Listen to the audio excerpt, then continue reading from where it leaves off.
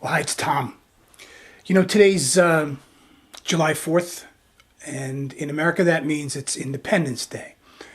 And we get pretty excited about Independence Day. It's the day that we commemorate the signing of our Declaration of Independence, which is a pretty remarkable document. I think remarkable in that the colonists at that time not only decided to break away from Great Britain, but they decided that it was important to tell the British why they were breaking away. So there's a whole list of grievances that were used as the fundamental premise for declaring the independence of the colonies. And, between that and the part in the preamble about all men are created equal. That there's some great principles in the Declaration of Independence, but that's really all they are. They're principles. There's no substance to the Declaration of Independence in terms of methodology for governing. It would take another 11 years before the Constitution was written and ratified, and even in the Constitution, you have the basic articles of the Constitution, but then you have the first 10 amendments to the Constitution. Constitution's been amended 27 times, and the first 10 amendments to the Constitution, which are the Bill of Rights, are a fascinating group of principles, because these are the principles that the framers of the Constitution used to say, no matter what the voice of the people might be, democracy be damned, these 10 rights can never be abridged. They can't be voted out.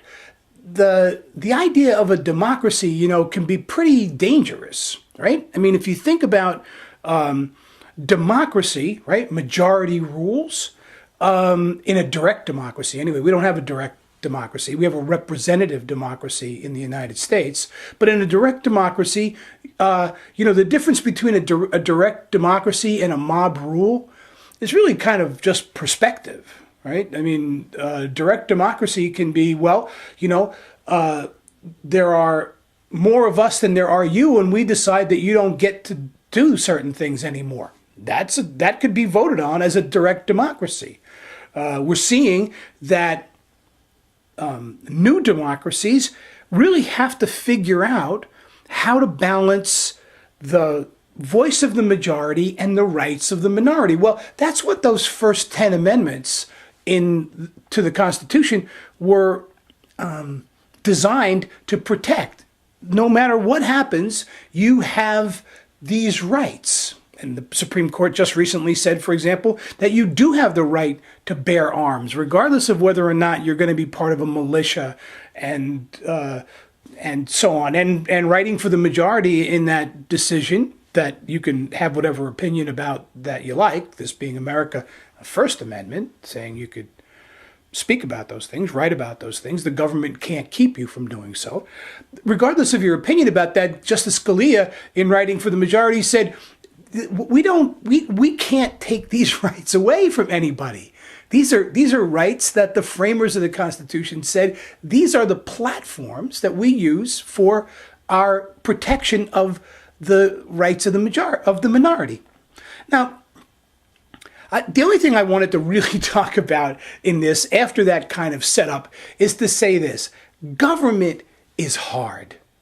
Governing is hard.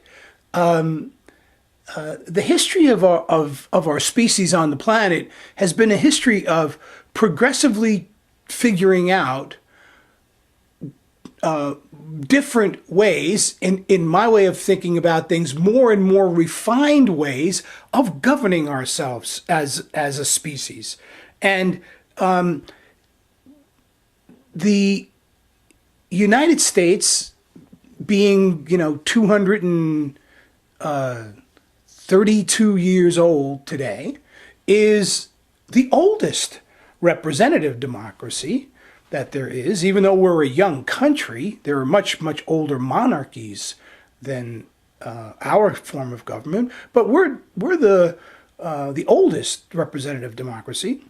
Maybe the oldest democracy. Period. I don't know. Switzerland is a direct democracy, I think. Whatever. But the fact is that over thousands of years, 10,000s, 20,000 years of civilization, there's only 200 years of this form of governing ourselves.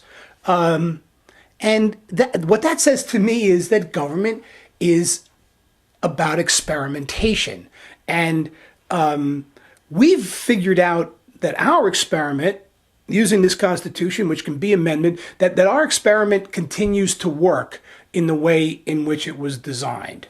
Others don't think so. And I think the key is every nation is free to determine its own government philosophy and to determine how it's going to take on this messy, difficult task of governing the people.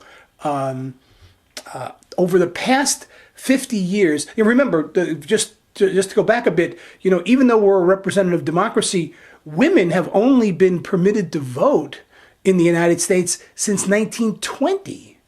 It took a constitutional amendment to permit women to vote, give women the right to vote.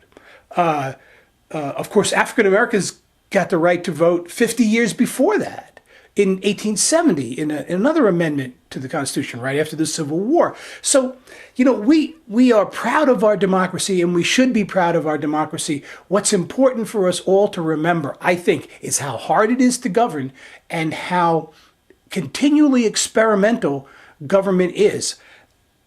The system of government that we have in the United States, with three major divisions of government, legislative, executive, and judicial, and the balance of powers that exists between those three bodies, and how that's worked since the framing of the Constitution, I think has been a remarkable experiment, and it continues to, be filled with the kinds of controversy that you would expect in governing any group of people.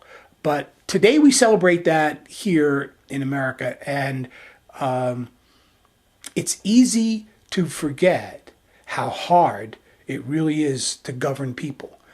Get 10 people together and try to figure out how to get anything done, and you'll get a picture of what it would be like to try to govern now, 300 million of us. So, and just as an aside, when we look at countries like China, which is 4 times plus the size of the United States, and which has enormous geographical, cultural, educational diversity, and think about trying to govern a country like China, not like China, there's nothing like China, trying to govern China,